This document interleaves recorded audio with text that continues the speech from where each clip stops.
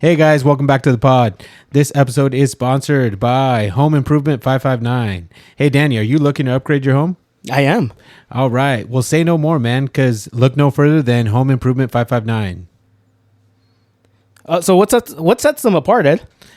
Hey, them providing their high quality home improvement solutions, man. Their services include aniline dual pane windows and sliding glass doors, Texcoat cool wall exterior painting, heating, air replacement, and American standard equipment. That's right, America, baby.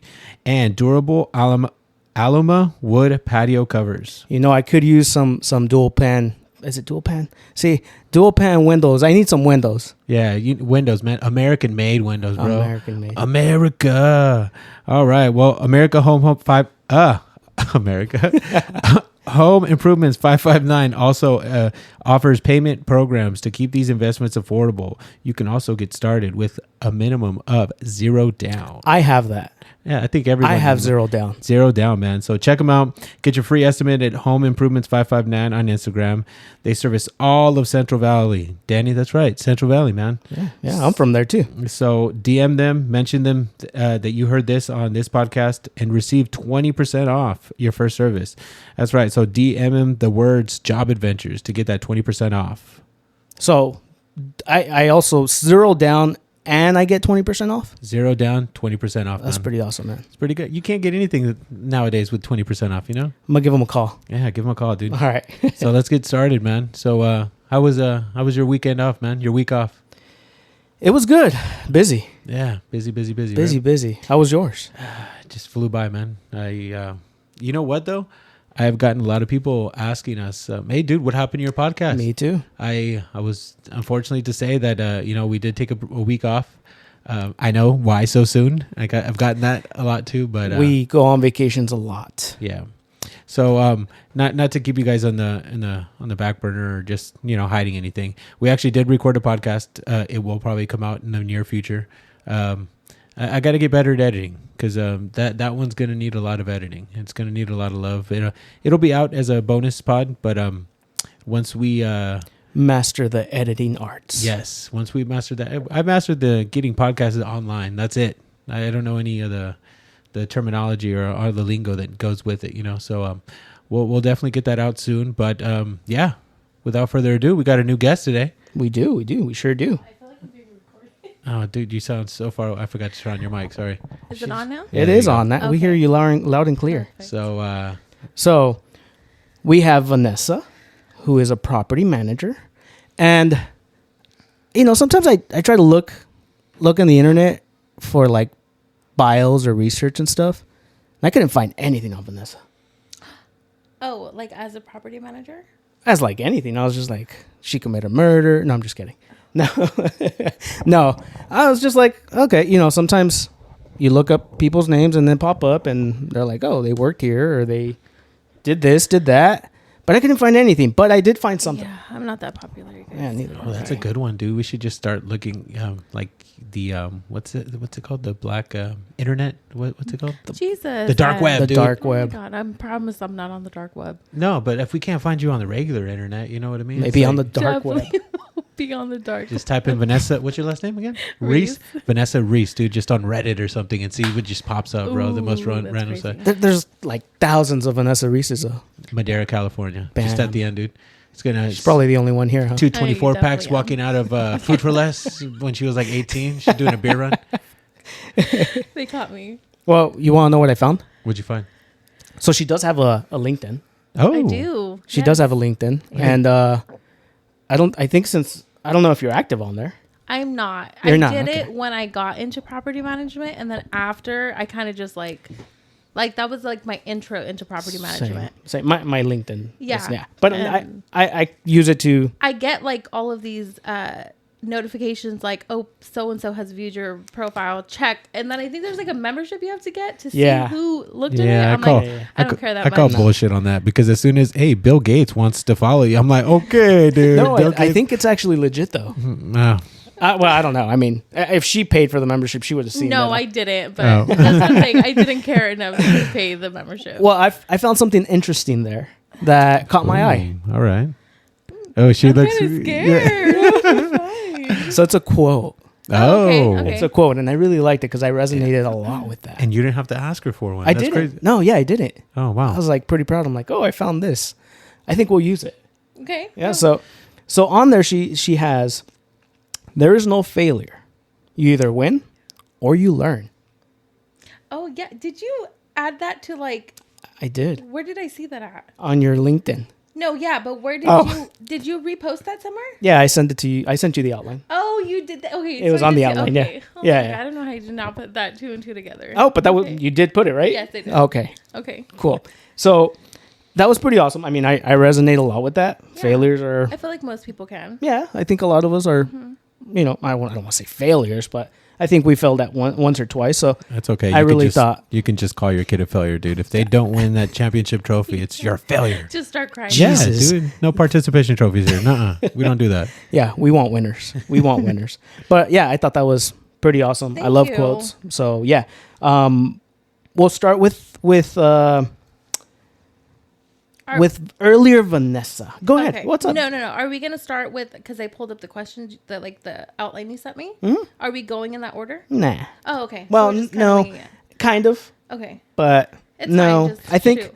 I think we usually start with like What's like, Vanessa in high school. yeah. So it's funny that you bring up the outline. It's just because when we've talked to all our other friends that are wanting to be on the podcast, whatever, they get so lost in, oh my God, like what's it going to be? Do I have to like have Oh, everything? okay. Like, hey, the questions that we're going to ask you are just, they're about you. So you're going to know the answer to it. Yeah. And it's perfectly fine to kind of feel, Okay. And if we go off topic, yeah, perfect. that's okay. That's I'm- awesome. I'm We down we, with that.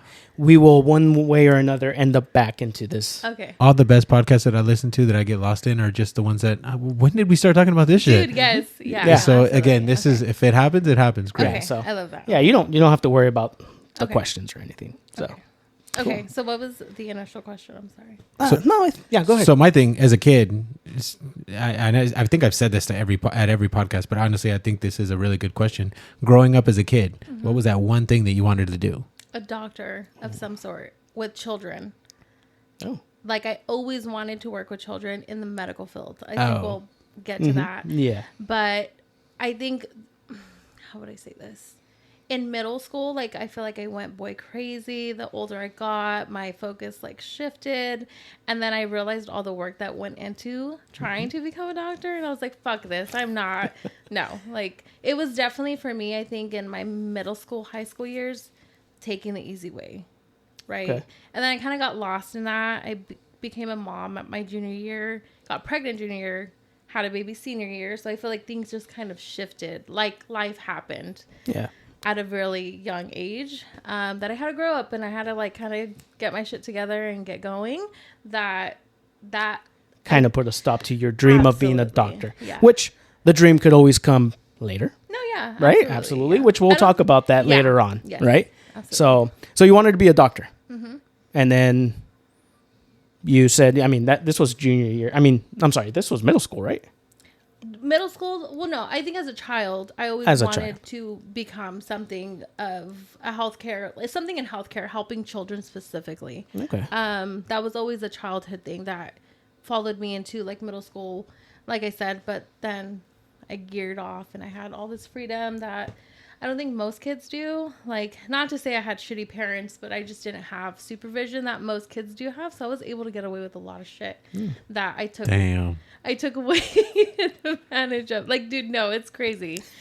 Well, it's funny that you mentioned that because I think, Venetia might have been under that umbrella too. Yeah. So I think that's funny that it makes sense how you guys became friends. Yeah, no, me and Vani had always been, I think in high school, we always knew each other.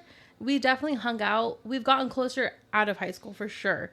In high school, it was like we had friend groups that were acquainted with one another. And then like we would hang out and stuff and we would go out, but never was I this close to her in high school like I am now. But yeah, I guess you can say that. Like we had similar friend groups that were fucking off hinge and like went out and did stuff, not terrible, but Sounds like memories to me. Adventures. they really were. I don't have that. Yeah. I didn't go out. I'm sorry. Thank you. No, I'm sure you're fine because of it. No, but I just definitely had so much freedom as a teenager that like I said I didn't know what to do with it or how to like be responsible with it. It was just fucking wing it, and my choice of friends were not the best in middle school either. So it's like you just go with what you know, and you know, it ended up getting me into a lot of shit that now I can laugh about. But then it was just like, oh my god, like you know that like meme of like how you went out and like you ended up in a field drunk and you don't know how you survived. Like that was literally my life for like a hot while. In high school. In middle school. And middle school. Yes. Yeah. But you literally don't, you remember just getting blacked out and you don't remember how? No, okay, I won't say it was like shit faced and like this belligerent like 15-year-old in a field. Like I'm just saying that I was in scenarios where like how like Something similar. Something similar. Like That's oh wild, you want to go to a party? Like hop in a car with a guy you don't even know. Like a group of friends getting in a car with somebody you don't even know, but as long as we get to the party, that's what matters. Wow. Like that was what it was. That's crazy. So we could say those were the goals. Not go now, no, absolutely not. But then it was like, yeah, like I'm living the fucking dream, right? Like I get all this freedom. I mean, definitely. I mean, when we're younger, we think, honestly, like I see kids when, like kids that are coming out of high school, for instance, and I'm like, man, they're babies. No, yeah. They're little kids. And then when I think back and I'm like, man, when I was out of high school, I thought I was like invincible. I thought I was like grown up. I feel like maturity now, though, like in kids in general. Like I look at my own kids, like specifically my son, and like you hear conversations that they have with their friend groups at a young age. He's 12, but I'm just like, dude, I remember like having conversations that like they wouldn't even fathom now, right? Or like we look at them and we're just like, the shit I used to get away with. Like that's why I always tell my son, like, you can't bullshit a bullshitter, because I know every trick in the book because of the shit that I used to do. That now it's like they look like babies, but then they also like, I don't know if you've noticed how girls look at a young age now. Like girls are so developed now, and like the clothing they wear, I'm just like, the innocence is not there no more. Like, good point. At all. Damn. Yeah. Good point. I got a 5th grader and I'm like, fuck, dude. Dude, no, it really is. Yeah. And like, I just think society in general, like in today's world, is so, they're trying to grow up at such a fast rate. Not that I didn't, because I definitely did, right. But like, I feel like kids even more so, like social media at their fingertips. And like, it's true, like it's such a cliche thing to say, but when you have so much of like society, like the pressures of society at a young age, and like trying to meet up to that standard, and then trying to just fit in, especially like middle schoolers. Like my son just went into 7th grade, and like his attire, like the way he dresses, changed in an instant. Like literally, like it went from the summertime, him wearing his basketball shorts and Crocs to school, he was cool with that. Now he's like, I wear jeans only. Cha-ching. I don't want to wear those Cha-ching. shoes, Mom. Like the first week of school that I had them, I was picking his clothes out, and every morning he would come out with a different outfit. He's like, I'm not wearing what you put out for me. Damn. I'm just like, dude, what the fuck happened? Like within 2 months. or 3 Snap months. of a finger. And Yeah, it changed. And you could see it. Like he goes to school and he's like trying to pull his pants down a little bit more, or like sagging, you know, like shit like that. I'm just like, oh my God, like it's literally happening before my eyes. So That's crazy. yeah, it is. So someone that's passed through those, is there, I mean, you got to let your kids be kids, I guess. But absolutely. I mean, you've been through that route. I mean, you've been there. Yeah. And now your son is kind of there. So what are you doing as a mother right now to kind of steer him in the right direction, I guess I want to say? I mean, I know we all have free will, but as a mother, what are you doing to kind of like, okay, I've been here, let's steer you a little bit that way? I feel like with the experience, like from my parent relationship with my mom, because my dad wasn't really in the picture. My mom raised us, and again, she worked all the time. There was, when it came to like how I wanted to dress, I could dress however I wanted to dress. I didn't have somebody like over my shoulder. But with my son, I see like, it irks me bad when I see young men or boys like with their pants below their ass, or like trying to like carry this persona. It's like, I know, I get it, you're trying to fit in, but it's like, to me, that's just not it, you know? But to each their own, especially you're getting older, you're finding yourself. But with my son specifically, I'm like, listen, I'm all about a good swag. I'm all about a good fit, but be respectful to yourself. Look presentable. I feel like that's super important, is to look presentable and look respectable. And also just respect yourself enough to carry that with you, right? So I don't have this, like, I guess, like, I'm not trying to stop him from creating his style, but also, like, you're not going to show up to school with your fucking pants behind your, like, below your ass. My thing is take pictures. Take a shitload of pictures, Yeah. and then 10 years from now, like, Mom, you made me go to school like that? Yeah, right? Dude, because I mean, there's outfits where I thought I looked pretty cool back then, you know? And then I was for just sure. like, dude, I wore that? Yeah. Like, dude. Me with eyebrows back then, non-existent. Like, what the fuck was I thinking? Who let me walk out of the door like that? It's just like, I would say there's just phases that, you know, Yeah, and for sure. and I get it, but Yeah. I try doing that with my kids too. When it comes to haircuts, I let them choose whatever. Yeah. But it's just like sometimes you just gotta let them. No, and I'm totally fine with that. Like, find yourself, find what, find who you are in that, because I feel like our fashion is represent. Oh my god. A presentation of themselves. Presentation of yourself. So, like, I'm not closed-minded to it, but I feel like it has to come with some type of, like, boundary, you know? Yeah. So again, I'm open to it. And if he had told me, it's like, Mom, I want to go buy graphic t-shirts and some jeans. I'm like, okay, we'll find a day to go do it. We'll get it done. I'm not closed to it. But again, I just tell him, like, you're not going to be that kid though, walking around with The Bugs Bunny and Yeah. Space Jam kind of. You know what I'm talking about? Yeah. You know I'm what I'm talking dead. about? Yeah. But like, I'm supportive of his changes, like I totally am. But again, I just feel like looking respectable and presenting yourself is very important, and it carries on with you through life as well. Yeah, and I'm kind of glad that you're actually doing that for your kid, because that'll stick. Yeah. It'll stick. It'll. Hope, I mean, it will. And then later on, he's gonna be like, "Yeah, my mom was right." yeah. Sometimes I mean, when we're that's the younger, goal, we're right? like, I think I know. I know you're not there, so you don't know. But I think I know better than you. But yeah, later on, yeah. you come and to you your hate senses. to be that parent to be like, I know, like, I know more than, like, you don't want, like, again, you want them to trial and error. You're going to learn through the years and figure it out. But while I have the chance to be a teacher to you, I'm going to do that. Yeah. Even if you don't want to hear it, you're going to hear it. Yeah, definitely. So let's go back into high school. Yes. I mean, you were in middle school and then now, but now you're in high school. You're a little bit older. Do you have any goals? High school. So middle school was crazy. I acted out a lot. When I got into high school, my mom was really smart I was supposed to go to South Campus. This is when North and South were only existent. So she did a smart thing and transferred me to North to get away from the friend group. And why? Oh, okay. Smart thing, because your friends went to Yes. South. Okay. Like, all of the bad examples and, like, the people I was, like, hanging out with went to South, and she was like, no, we're switching it. You're going to go to North. So I went to North, and I, like clockwork, I fixed my shit. Like, I got a hold of, like, myself. I started academically doing well. I had always played basketball from elementary into high school. So high school, my sister had played basketball. So she was like, Vanessa, you should join the basketball team for, high school. So I did. And that, honestly, I feel like it was the best thing during that time. So I think freshman, sophomore year, academically, I was goal driven to just do good academically. And then sports came along with that as well. Sophomore year, I ended up meeting my kid's dad at a practice.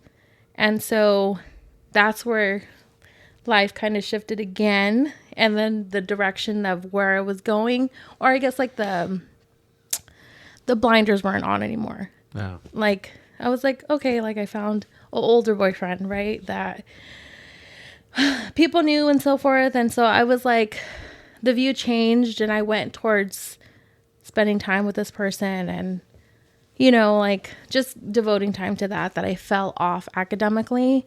And then going into junior year, like I had said, that's when I got pregnant. So then now it's like you're a child having a child, even though I'm a junior, like some say a young adult, whatever, but I was a child having a child. So I kind of, like, was in survival mode of, fuck, like, we're having a baby, and it wasn't even the healthiest relationship at the time either, because the pressures of being a parent, I feel like I don't know if like abortion was not an option for me. So it was like in my mind, like I'm seeing this through regardless.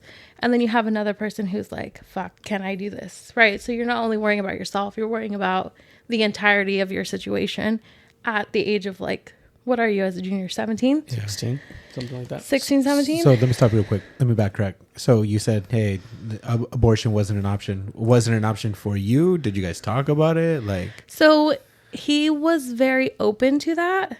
I was not. And it was maybe like, I don't even know what the gestational age is before you can't have an abortion. But I remember like the entirety up until the point where you cannot have an abortion, we fought about it. oh, fuck. And I don't know if it's like 16 weeks or I really don't know. But the entirety of that length, like it was just a battle of just do it. No, I'm not doing it. How much older was he? I was 17, 18, 19. He was 3 years older. Okay. Yeah, he was out of high school already. Okay. Yeah. So it was just it was a shit show, in all honesty. And like, it was, again, like being pregnant, having a partner who was there but didn't want to really be there for that specific reason. Like he wanted me as a girlfriend. He just didn't want me to have a baby. And then the stress of pregnancy, right? The stress of school. And then I didn't have a good relationship with my mom at the time. So it was like, it was just shitty. And so again, it ended up getting to the point where I was like, why, like we're fucking doing it because I can't have an abortion anymore. Right. So he was honestly forced to become a father. Yeah.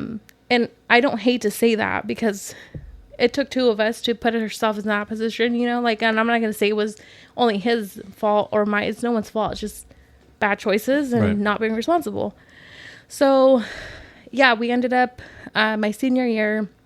So adult school, I had stated I went to adult school. It wasn't because I went to like do a certificated program or anything like that. It was because come senior year, my history teacher, Mrs. Larson, I was missing so much school because of like just being fucking tired, morning sickness, and just having like not a stable environment, right? Like I just started missing so much school. So she had pulled me into class one day and she was like, hey, I know obviously you're pregnant.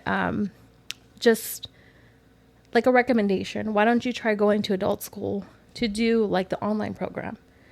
So I was like, I thought about it, and like a big part of me did not want to have to do that because I was like, I fucking want to graduate. Like I want to graduate from Madera High. I don't want to go to adult school and have to do that.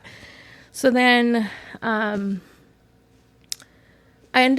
it ended up getting like the truancy. My mom like was like, Vanessa, I'm going to court because you're not going to school. Oh, shit. Wow.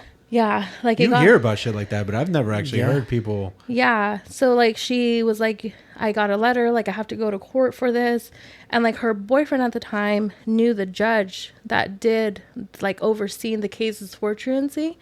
So luckily she was able to get it dismissed.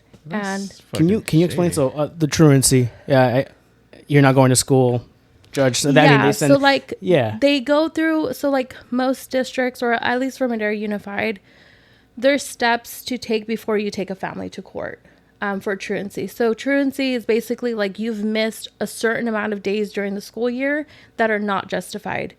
And so like if I'm missing like 10% of the days that I'm supposed to be in school, like they'll send letters home to be like, hey, your child has so many absences, call to get it resolved, right?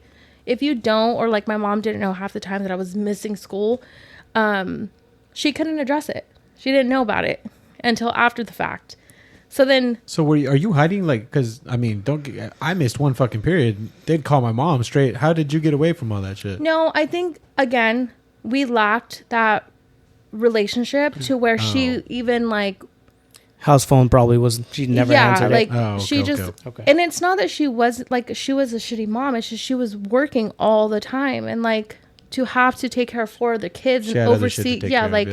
And I don't want to say like I wasn't one of the, you know, the focuses or in the important things. But it's just, easy to oversee, right? Absolutely. And especially if she thinks I'm supposed to be where I'm supposed to be and I'm not, it's Yeah. like the thought's not crossing her mind until after the fact. So she let me know like this is happening. So I was already 18. I turned 18 as a junior. So I went and took my mom off of my emergency list. So she stopped getting the phone calls. So I was now responsible for my attendance. Oh my God. Yeah. So then we took care of that issue. She went to court obviously to take care of the case, but it got dismissed. And then moving forward, I was now responsible for my attendance. So then again, my teacher came back and she was like, just a recommendation. I think you should do this because obviously your work is not getting done. You're not benefiting from this last year at all. So consider it, right? I did. And finally I was just like, okay, I think I'm just going to go do it. So then I went to adult school and then finished my diploma through Madera Adult School. So how is it that, I mean, do you technically drop out? It's not really a drop. Is it more like a transfer? It's a transfer. It's a transfer? Yeah, it's a Okay. transfer for sure. But I was still able to graduate and do everything. I didn't walk because I remember the summer when I had my son in August and that July we were supposed to walk. And they had asked me, like, do you want to participate in Madera Adult School graduation? And I was like, just give me my diploma. Like, I don't want to. Do you regret that now? I don't. I regret leaving Madera High. Okay. But I don't regret not walking from Madera Adult School just because it wasn't the experience I wanted in general. Like, as long as I knew I got my diploma, I'm okay. But, like, the want was to have graduated from Madera High. Do you feel that if you would have stayed, I wouldn't have graduated. you would not have graduated? Okay. Yeah, I for sure would have not. So it was a good move. Yeah. In hindsight, like, I look back at it now. I bet you would have had more better memories at Madera High, though. Oh, for sure. Yeah, absolutely. Hey, so I just kind of want to touch bases on something that you were saying. It's like, hey, you would go into the classrooms or whatever, and you wouldn't do the work right. You wouldn't put in the effort. Yeah, no. I don't know if this is just a me thing, or Danny, maybe you can elaborate a little bit, but I feel some type of way when I go to a classroom and I don't turn in homework that was required last night. You know, hey, you were supposed to do homework. Like, you don't get embarrassed of not turning in work. So let me paint the picture. Ed was well, no, I wasn't. I wasn't straight A's. I will paint the picture for me because when the teacher said, "All right, pass your assignment forward," I was like going through my backpack and I knew I didn't do it. Oh, Like I knew I didn't do my Like, homework. playing I was the just part, like, yeah. fuck, I lost it. oh, I had it right here. so see, I had a teacher tell me, he's like, hey, just do what you can. If you do the very minimum, you'll get his 50%. And it's still an F, but Yeah. it's better than a 0. It is. Okay. And I was just like, I just knew that. And I was just like, Yeah. I was embarrassed because I knew either I didn't do it or it was done wrong. Or even when I did do it right, I was just like, oh, hey, cool. Yeah. But yeah, I was probably that fucking nerd that would be like, hey, you forgot to collect homework. And everyone's like, oh. Fucking Ed, shut up. Yeah, dude, I'm that kid, dude. Because I'm like, dude, if I fucking took 20 minutes at home, and again, Yeah. I didn't have all the best environment at home either, because Right. I'm all fucking trying to find a fucking pencil and shit, and finally 2 hours later, I found one in the truck and shit. Anyways, Let's talk about that. Yeah. That stayed with you. so, but again, it's just nonchalant, just go in. It's not even that I just like showed up and was like, fuck it, I'm here. At least I showed up. Like, that was never the intent. It's just that, you know, when like the snowball effect happens and you're like so far out of already like your reality of, okay, I'm supposed to be a student. Yeah. I'm not a student though. Like, I'm a young pregnant teen But woman. my thing is, where are the teachers at? Where are the teachers to kind of help no, you? so but that's the thing. Is like, Miss Larson sounded cool because she did. no, she was badass. Dude. Yeah, She was like this hippie. She was my civics econ I teacher. remember her, yeah. She was great. And I had good teachers. I did. And they all shared the same concern because my English teacher, the same, was like, do you need anything? Do you need resources? Do you need, like, what can we do to help you get back on track? It was me who was just like, bitch, I'm pregnant. Like, I'm it's a trying to lot. figure this out, you know? Like, my kids, the father of my child is not on the same page. Like, that's a situation. My home life is a situation. Like, I'm not thinking, Yeah. let me get this aside. Like, I should have. Yes, I absolutely agree. Like, I should have had a better head on my shoulders. But at the same time, it's like I put myself in that position. I was trying to survive the situation. Now, if you don't mind, let me ask, because I mean, you're not the first junior that got pregnant, and you're definitely not the last junior that Yeah. got pregnant. Unfortunately. So, That's why they created a whole freaking daycare for North, Dude, dude. yeah, dude, no. seriously. Yeah. Yeah, that's right. So you were definitely not the first or the last. No, but yeah. Definitely. But, you had to transfer to Madera Adult School. Mm-hmm. And I know I don't really hate it, but it sucks that girls are getting pregnant at a young age. But since they are, should there be like a program like the Madera Adult School in a regular high school? That way they could kind of still keep the experience and continue on and also walk with their class. What's your opinion on that? I mean, I feel like it's like, what could you compare this to? Like, you know how people will give like clean needles to addicts? oh yeah, you're just helping not even helping the cause, but It's not, you don't want to say you're helping the problem, Yes. but like, it's like you kind of are. Like, oh, don't worry. You were pregnant as a freshman or sophomore or junior, whatever. Don't worry. You can, Yeah. We'll figure it out. Like, and it's comforting to know that, right? Like, regardless of my shitty choices or my choices in general, I'll still be able to do and get everything that people who didn't put themselves in this position Yes. will be able to still do, And it's like, I don't want to condone the behavior. I don't want to say like, yeah, they should, because that's kind of condoning it. Because at the same time, it's like, we should maybe better educate young teenagers of the repercussions of doing what adult people sex. You could just say sex. because it's true. It's like, Yeah. again, kids in today's society, even before, want to grow up way too fast. And Yeah. it's like me, you don't have somebody there to like guide you and watch over you and be like, hey, cut the shit. Like, you keep going this way. Not everybody goes home to that, is what I'm saying. So no, it's not, I don't think that would be the best idea to like have a program already equipped for people to fail. But you would think of more education prior to someone Prior to making that. the mistake. Yeah, because I know like seventh graders, or my son was a sixth grader when he did sex ed already. Oh, that's right. Yeah, so like I guess that's one way, right? But again, it's like, how serious do they take it? Like, he was coming home and he's like, Mom, they showed us a condom. Like, and this kid stole all these condoms. Like, you guys are literally missing the purpose of that class, But again, they're young. Yeah. And it's like, if you just continue on with that guidance and education, it's like, I think it could go a long way. Because again, like, I remember when I went to Desmond, there was a seventh grader who was pregnant. And I just remembered thinking like, dude, that's fucking crazy. Like, she's 7 and I was an 8th grader. So it's like looking at a younger version of me and I'm like, what are you doing as a 7th grader? Yeah. But it's, again, not everybody's reality is the same. Not everybody's home life is the same. They don't grow up the same way. And like, you see it a lot in the Hispanic culture, young moms, like it's a common thing, So again, it's just to answer the question. I don't think that there should be something, or I think having a fucking daycare in high school is already wild. True. Yes. Very true. I'll also, what I forgot the name of the class, but it was something educational development. Wouldn't they walk around with like a freaking baby? Dude, I took that class. Child development. Is it child Oh, development? yeah. I took that class. I had a black baby. You had a black baby, huh? I did. Oh. Yeah, I was super proud of it too. I was. But I did take the class and I killed the baby, technically. Oh, shit.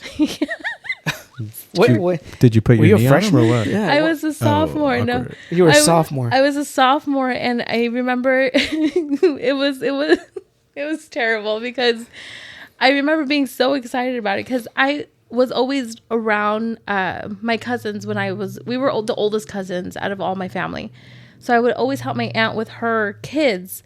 So I felt like I was equipped, right? Like, I've been Walk in around the park. babies. Yeah, I was like, Easy fucking A. easy A. So I remember we got our babies and then they walked us through like how they get monitored, right? So there's like this whole like system within the baby that literally will document like in a computer will document every time like the baby's shaken, or like if you picked it up too fast, or if the head went back, or like how long it cried for. So I was like, fucking easy, right? No, like the first 2 days, I remember telling my mom, like, this is fucking terrible. Like, this baby will not stop crying. And it got to the point where you had to wear a bracelet and you would scan it every time it would cry so that your teacher knew you were the one taking care of the baby. Oh, damn. So mine was not on tight. So I remember taking it off and I wanted to go do stuff with friends. So I was like, Mom, can you take care of this? Shut the fuck. Swear to God. And she did. She took care of it. While she took care of it, though, I didn't run her through like the sensitivity of the baby. Fuck. So she was probably like dangling the thing like throughout the house, just keeping it with her, right? So then like fast forward to like the next week, it stopped crying completely. And I was like, dude, did the battery die or something? So I remember I took it into school and I told my teacher, I was like, hey, like, it just won't cry. Like, I think it stopped working. So she, like, looked into the system. She's like, yeah, you technically, like, killed the baby. And I was like, what? And she's like, yeah, like, look at every, like, all of the, like, incidents, I guess you could say. And it was, like, fucking head was nodded back, like, hella times. Like, it was shaking. I was like, oh, my gosh. She's like, yeah, you failed it. Like, you failed that. So she's like, one or two things. You can do it again, or you can write, it was like a 5 fucking page, I guess, essay on the experience in general. I was like, I'll do the essay. Fuck. So I did the essay and then I passed it. But yeah, that's in a sense a good way to equip a young person. This was before you did that before you had the baby? Yes. Oh, shit. So that was her son's in 7th grade. No, I'm just I'm joking. Sorry. Oh, God, I think we got it all wrong. Backtrack, please. Oh, shit, dude. Yeah, it was definitely before I had an actual baby. Damn. But it was just, yeah, I guess a program like that it's an eye-opener because I remember thinking, like, this is fucking terrible. Like, this is what babies are like at this stage, like, as an infant, you know? Like, you don't think about that. But then, there I go. Next year, get pregnant. And I'm just like, all right, now I got to deal with the real thing. Hey, dude, it must suck. Because I'm just going by my experience, but, you know, as a young kid, you don't last that long. So, damn, dude, you're in there for like a minute, 2 minutes tops, and you fucking end up getting knocked up? Yeah. That must... It was not it. It was not it. Oh. I'm telling you, like, talk about growing up, like, in a fucking Fast. snap. Yeah, fast. And you do. And you're not even growing up. You're just going with it, hoping it works out. Think you're growing up, right? I think you think you're growing up, and Yeah. There's a lot of shit that I look back on now that I'm just like, yeah, you could have done way better, or like you could have made a way better choice. Even like with the knowledge you think you have then, it's just like you're really just a child. Yeah, but you ever, like, growing up, you always think that, hey, your parents, you thought they knew everything. Oh my but God, then I was I used to think like 30-year-olds had it together, and dude. I'm fucking 31, and I'm like, and I'm just like, fuck, they're winging it. They've been winging it this whole time, just like me. I'm like, fuck, okay, I don't feel bad now. no. they're still winging it. Yeah, They're you're right. still winging it. Yeah, that's real. So That's true. Yeah, I remember Ed and I talking about this. Was it when you were trucking? When you were a truck driver and you were working with your dad. Oh, yeah. That's when we were having this conversation. We're like, you know what? Yeah, like I thought they had it all together, and they don't. They're just pushing as much as we are. Yeah.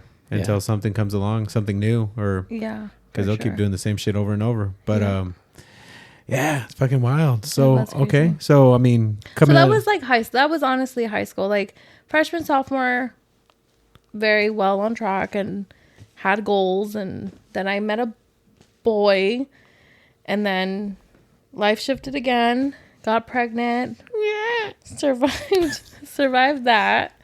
Right.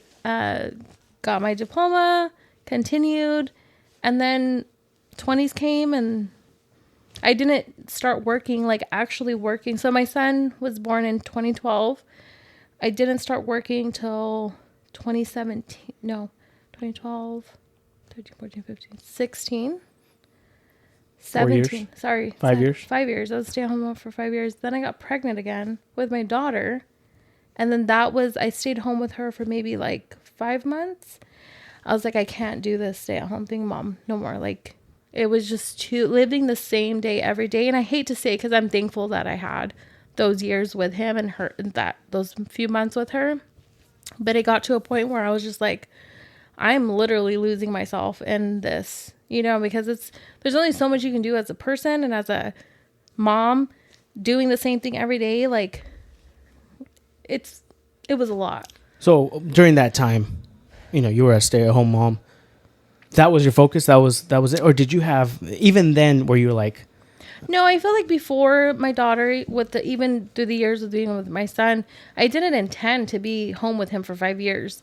It's just kind of how it happened. Like, their dad was very well okay with being sole provider for everything, which I'm grateful for. But at the same time, it's like I had goals and I wanted to go back to school again, wanted to pursue medical field. Like, I wanted to do things. It's just I couldn't. And partially just because, yes, he was a provider and he supported us financially, but emotionally and so forth, it wasn't the best relationship. So it's just kind of like you're stuck in that, like, all right, well, this is the cards I'm dealt with. Let me just make the most of it type of stuff. And I did. Like, even till this day, like I say, like, I'm somebody who definitely makes the most of my situations, even the unforeseen situations. Like, I will still be that person to be like, all right, fuck it. This is what it is. Let's just make the most of it. And that's what I did for 5 years. And then having my daughter in 2017, that's when I was like, this is where I draw the line. Like, I can't do this again for 5 more years, And so I forgot to add it into the notes that you sent me, but I ended up getting my first job with Valley Children's Hospital. ooh, Yeah. So I was an admissions counselor with them. And that was by far, if you ask me till this day, like, through Madera Unified, through property management, through Valley Children's. Valley Children's was my best job that I, like, genuinely, like, woke up excited for to do. Like, that was the job. What was it more? Was it more the people? Was it the actual job? It was the job. The job was so easy. And it's not even that I was looking for easy work, but when you just fall into something and you're just like, this is fucking cake. And I actually enjoy it because as an admissions counselor, you are responsible for intake. So, like, like, if you, I don't know, your child has a surgery, right? The surgery schedules call them and tell them, like, hey, come on this day. You're going to be admitted for 4 days. This is the plan, right, for this specific surgery or whatever the case may be. You go to admissions and you check in. I'm responsible now to run your insurance, get you in your room, walk you to your room, sign all the proper documentation. Like, the person that goes and gives you, like, the authorization of acceptance, like, you have to sign all those forms. It's either in the beginning or at the end of your stay of the hospital. Like, even if you're just in an emergency room, I had to do that. So it was just like coming in, like, interacting with people, helping people, because not everybody had insurance. So you're like, let me refer you to our medical providers that can sign you up for emergency medical. I think it was like how would you say it? kind of like a social worker in a way. Kind of, not to that extent, but just, I think, seeing people, like, you already know they're obviously stressed. They're in a hospital. Yeah. Being able to talk to them, to be like, okay, like, let me make this step for you a little bit easier, because I know, like, what you're about to encounter is going to be way more than this. So let me just help you with this. And even just doing that small step meant a lot to me. So I think it was a rewarding job. Oh. I felt rewarded to be able to help people, to just make that experience a little bit better for them. How long did you do that for? That I did for, it was like a year and a half. And then again, I hate to keep going back to this, but partner was just not, I don't want to say supportive, but the work schedules were off. So, like, he was working days, I was working nights. And so that meant he had to take over the load for the nighttime, and that became a problem. So it was like, find a 9 to 5 or cut the job. Right. So then I was like, it was like the ultimatum, the worst ultimatum to have to be given. And so I remember thinking, like, well, I don't want to not work, so I'm going to find a different job. And then I ended up finding the nephrology group where I was a medical, I don't want to say assistant, but it's more of like a secretary medical to a doctor. You're assigned a doctor. You take all care of all of like the patient prescriptions. You do the notes. I guess a secretarial part of like an assistant, but just for a doctor. So what did you do before that kind of got you? You went from to Valley Children's to this job. It sounds like it's all in the medical field, but what made you get into the medical field? Again, it went back to like me always something in healthcare. I think, Like a calling, like yeah, in a way? like just helping people. Like I've always just wanted to help people, but something of like being in a healthcare setting, like dealing with lives, like Right. not just a person, but like the empathy of that goes into healthcare. Like I really like it was a driving force for me to be like, that's what I want to do. I don't know what it is that I want to do in healthcare, but I know I want to do something where I'm helping somebody's life be better in some type of way. I don't know which way, but in some type of way. And so little by little, like, again, as I looked into jobs, it was always healthcare first, regardless of what job title it was. So then the nephrology group, I got hired with the nephrology group. I was assigned to a doctor, stayed there for about 6 months. And then it ended up being a terrible job. Like management was terrible. And who is the manager there? Is it the doctor that's managing? Or? no, so it's an office of 27 doctors, God damn. all nephrologists. So if a nephrologist is a doctor that deals with the kidneys, right? Oh, Okay. I did not know that. Yeah, thank you for elaborating. Yeah. I would have just had kidney doctor. Yeah. So yeah, that's Yeah. exactly what they are. And so it's nothing but doctors dealing with kidneys. You're assigned to one, and then you have your like lead, like secretary, and then you have your supervisor, right? And they have no knowledge of they don't deal with nephrology. They're just dealing with the back end of it, the paper trail of it. So we, as they call them MCs, if you ask me what MC stands for, I have no fucking idea what it stands for, but you're MC to this doctor. So I was an MC to this specific doctor, and you just take over the secretarial part of the work. So they write notes, you submit them. Another doctor's office needs this patient's notes, you send them over. They need a referral, you send that referral. You got to charge the patient, you charge them. You got to send a lab order, you send it. Basic shit. But management, come to find out, hired a shit ton of their family members. So when problems would arise in the office, and it was nothing but females, I think there was like 2 males that worked as MCs. Everybody else was females. And I just remember, like, I don't know if you guys have worked with women, a lot of women at a time, it's hostile. Like, it was territorial. It's like, you don't know what you're doing. Like, it's this constant, like, need to just, like, prove something instead of, like, let me help you. It was women on women in the worst way possible. Sounds like my house. I'm not going to confirm or deny that. But it was just so hostile. And I remember thinking, like, dude, there's more drama here than I'm dealing with more drama than I am working. And I remember what drew the line for me was, it was during COVID. It was the first few months of COVID where they were implementing masks. And my station where I worked, the rule was, if no one is around you, you don't have to wear your mask. If someone walks up, put your mask on. That's it. So I remember I was working. There was a staircase right next to my station where the MCs would walk the building to get their steps in, right? My lead comes out of that door, and I can't put my fucking mask on fast enough. And she, like, comes behind me and literally grabs my shoulders. She's like, you need to put your mask on now. But, like, in a belittling way of, like, put your fucking mask on, right? Like, if she could have said the word, she would have. And I just remember thinking, like, I looked at her and I was like, Paul, I'm pretty sure you're not allowed to put your hands on employees. She's like, well, I'm pretty sure you're not allowed to sit here without your mask on. I was like, actually, yeah, your protocol implemented that if no one is around your station, you are allowed to. I was like, and you just came through the door. So it was an argument in itself. And then I just remember thinking, like, I'm so fucking unhappy here. And so that same day, I wrote my 2 weeks notice and I submitted it. And that same day, the supervisor called me in, which was the sister-in-law of the lady Oh God. who put her hands on me. And she was like, oh, well, you know, we heard you're not happy here, so I'm going to do you the favor and let you go today. I was like, all right. Like, I'm not even going to argue it. I had a meeting with, you know how you can do like an exit interview? I was about to say, okay. Yeah, I did the exit interview with HR, and I told them like all of the little shit that I was like encountering, like on a personal level. It wasn't even like, it was vindictive. It became vindictive.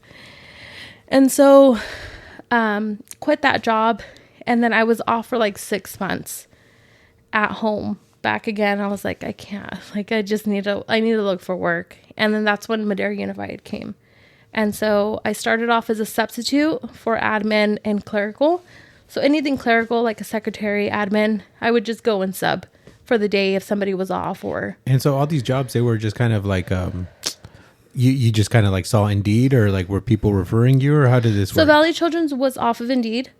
And I did not think I was going to get that job either, because they do hire of like high stature. And you don't have any work experience. And none. That's what I'm asking. I'm like, well, it's weird that you got into. Okay, so I'm going to lie. It wasn't like I was being paid under the table before Valley Children's. My mom's an insurance agent. And so she worked for Allstate. And so she had me, I was able to get like hours filing for her, the broker that she was working for. Oh. So he would allow me to go in and do like on like after school, I would be able to go in and like file, and he'd pay me under the table. So when I did the Valley Children's resume, I just put like worked at insurance, like I fucking lied.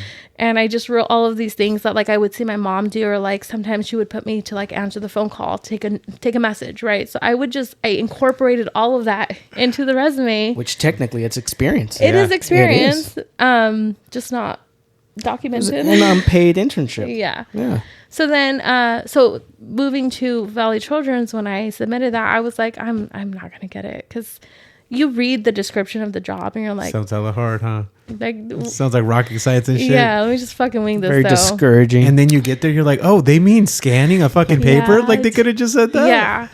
But I remember like thinking I wasn't gonna get it, and then they took forever to respond to that application because they had so many. And then finally I got the email to call, and so I did. And then she was like, oh, we want to schedule an interview with you.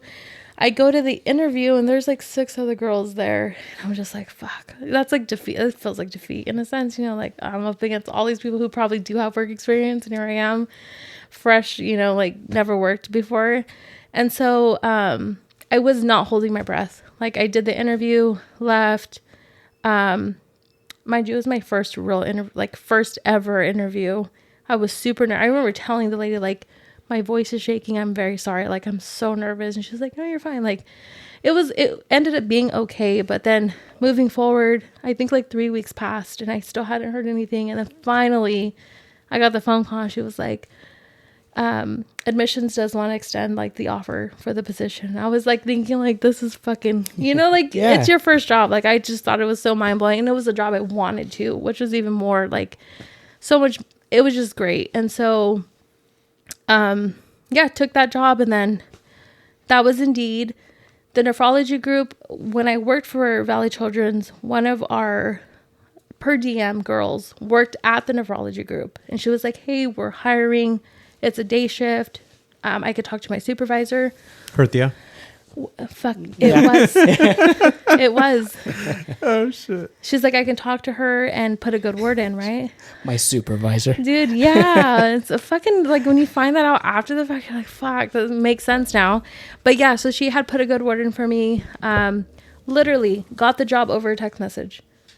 Oh, that easy. So fucking easy. She texted me. We were supposed to have an interview, and she was like, do you want to just text? It's so much easier texting. I was like, a text interview? Yeah. That's like my dream. She asked me, she was like, what is your pay? What are you getting paid right now? And I told her, like, I was getting paid $17 an hour, and I bullshitted, and I was like, oh, I'm getting paid $20 an hour. She was like, I'll pay you $21. Oh, shit. Perfect. Yeah. And I was like, okay. And she was like, these are the hours. She was like, if you can come on this day, she's like, we can do like your intake paperwork and so forth. I was like, okay, cool. Bro, you got a 4 $4 pay raise. I would have let her put hands on me. Shit. No, but it's not worth it though. Honestly, I truly believe, especially now more than ever, like where you're going to commit half of your day, you need to enjoy it. Oh yeah. Like you absolutely need to enjoy it. And that was the job to put that mindset into perspective for me. Like there's no amount of money if I'm going to fucking wake up every day dreading my day and to come home and take work home with you. Yeah, you're right. So to me, like it was a no-brainer. I was like, all right, if I got to let this go for however long, I'm going to do that. Like I'm not going to put myself through. And then to have to commute to Fresno and then still hate your job? That's true. No, It's like 30 minutes of thinking of why you hate your job and Yes. why you shouldn't go. it was terrible. But yeah, so to your question, the nephrology group was by word of mouth. And then Madera Unified, my kid's dad worked for Madera Unified. So he Oh. was like, you should put in for subbing positions because you obviously can create your schedule. You can say yes or no to a shift. You have the freedom, basically. So you don't need any teaching credits for? No. Not for subbing as a teacher. It was for clerical and admin. Oh, got it. So like the ladies, when you walk into a school, you see all those women in the front. That's admin, basically. And then Or you, like the you were DO's subbing office. different schools Yeah, like kind of deal. Sierra Vista, Washington, Madison. I think I've been to every school besides Eastern Arcola and Lavina. I just want to say that I've been to quite a bit of different schools and stuff. Everybody in the front, it's always like a fat lady in the front office. Excuse me, who are you here to see? Oh, and I'm just like, dude, why does everybody excuse Yeah. me, you need to sign them out right here? And I'm just like, yo, dude, oh my God. It's part of their training, dude. Oh man. It is. I mean, at the end of the day, kids, the responsibility of someone else's kids is in your hand. I get it, but And it doesn't justify it because you can still be good at your job and be presentable yeah, and come off as, friendly. I get it. Yeah. But at the same time, like, you're dealing with kids all fucking day. okay, the fat part might have been a little too much, but I was like, I wonder who he's talking about.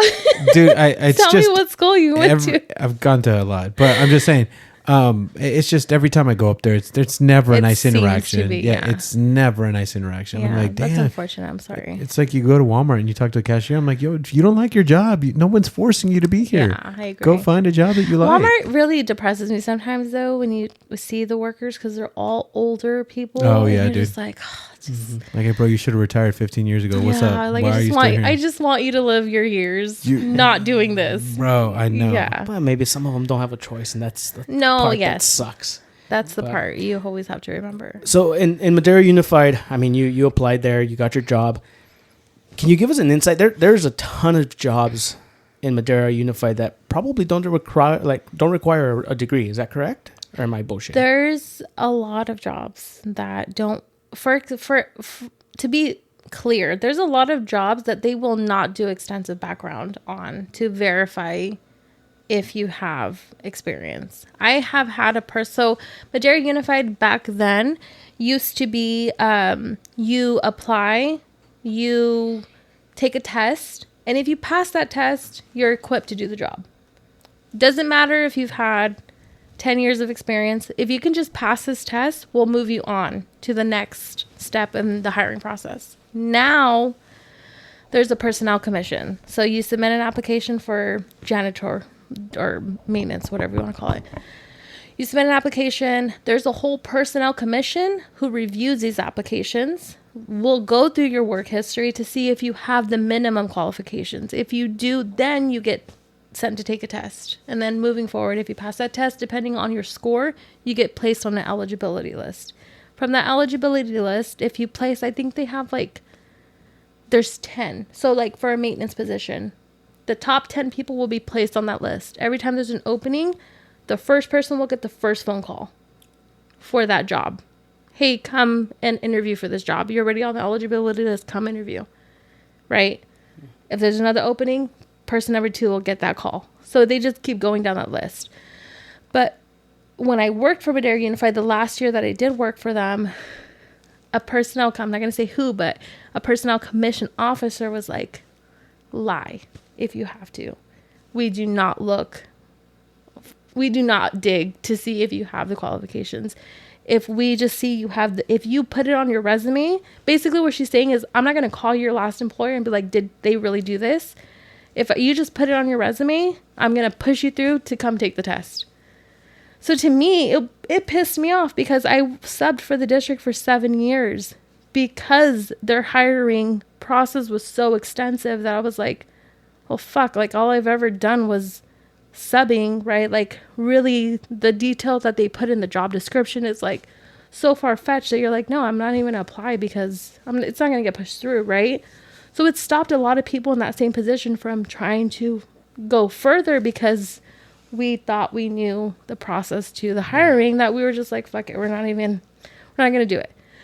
So when she told me that, I was like, are you fucking kidding me? Like, that's crazy. Like that, you would just expect, I guess, a higher standard to it. And then for somebody in that position to tell you like, Just lie. Just lie. It's kind of cool in a way because, I mean, since I've, applied to a couple of jobs and stuff, and I'm like, damn, that's a lot of responsibilities the job requires. I'm like, dude, you're only doing maybe 25 of those responsibilities. Yeah. A lot of the jobs responsibilities that are in the job description, just like they just do it to scare you or something. No, and you have to think like you're only there 8 hours of the day. Yes. How are you gonna do all of that? You're not. And it's just again, so it's kind of nice to see that somebody's being truthful about like, hey, dude, we really don't look. Like, Yeah, no, moving forward, it's good to know. right. But in the moment, you're like, damn, I missed out on so many opening positions. But I mean, so now with that being said, is one of those things that they're not looking at, are they like degrees too? Or is some positions do hold degrees. Some do. But do they look at that too? I don't know. And you're saying now it's changed, right? So no, this is the new policy. This is the new policy. This is ongoing, dude. That's why we're saying. Before it was just you submitted the application, you take a test. Now it's you submit an application. I have to go through your application, And supposedly, verify. and verify everything. And if you really have done this, then you can come and take the test. Before it was just submit your application, come take the test. If you can pass the test, you move on. Now it's I have to verify it from what we thought. And now it's like, oh, so you're telling me you're just still doing the old process Okay. without really doing. Yeah. Can you apply it? I'm- Like, let's just for shits and giggles. I've always wanted to clean classrooms after hours. I've always Scrape gum off the desk. Yeah, dude. Or just kind of like, the movie Matilda where things start flying. That's what I I'm kind of picture, dead. like a kindergarten's classroom after hours. Yeah. Or whatever. Anyway.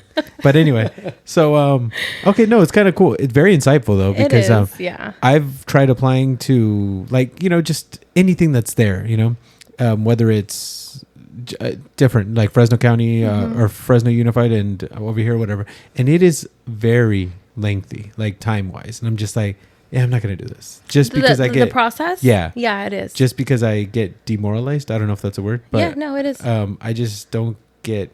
you feel lesser of yourself. Like, I can't make... Like, you're telling me I'm not good enough for this job? Yeah, pretty much. It feels like that. Yeah.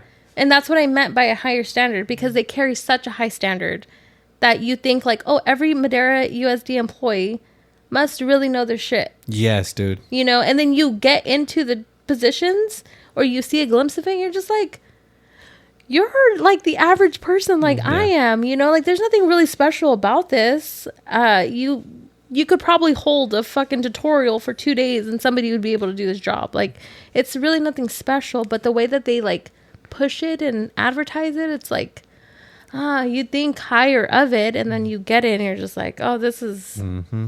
I'm really not that special. I just got lucky. I tried applying to the post office, right?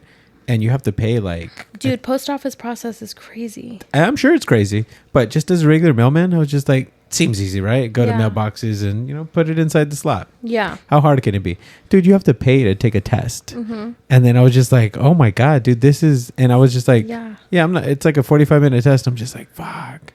And it's lengthy. Yeah, and I'm just like, yeah, no, I'm good. Yeah. Like, I paid for the test, but I never took it. And they use, like, a scoring system, too. Yeah. And then, like, even for PG&E, like, I've done Same PG&E thing. before. It's like, oh my God, I just need a job.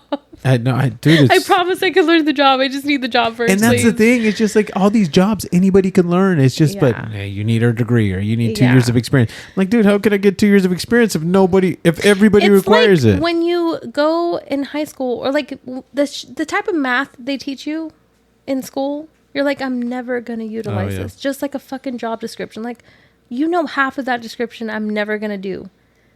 Why is it like? Are you making this impossible? Because realistically, like, I think that's happened in every fucking job. You go in with this like mindset of like, oh, I have a full plate, and you get into it and you're like, oh, this is actually a lot easier. Yeah, I can definitely do this. Yeah. So let's get back into it. So you were an admin assistant? Yeah, so I did admin. I was an admin assistant majority of the time. Every now and then they would call and be like, can you come and do attendance? Can you do clerical? And I would, like, super cake job. Madera Unified has great benefits. I think that's why a lot of people are attracted to the district, because their benefit package is fucking amazing. Super cheap, great package. Which is why you hear, I don't know if you guys know Madera USD employees, but a lot of them say they keep their job because of the benefits and the retirement plan. But so in 2019 is when I left Valley Children's. Nephrology was 2021. 2022, Madera Unified had done this, like, they were trying to set up a call center. So attendance is how districts get paid, right? Mm-hmm. Every child in a seat is money made that day. When a child is not in that seat and there's no attendance to justify it, they don't get paid, right? So attendance is the biggest factor in a district as far as payment. So to them, it was Clovis Unified has a system where they have a designated call center specifically for attendance only, school-wide or district-wide. Madera Unified was trying to, like, implement this into their system to see if it would help attendance go up, because the rate or the amount of unverified absences was just increasing and they were losing money. So they were trying to figure out a way to take care of the problem so that these absences could be documented and justified, right?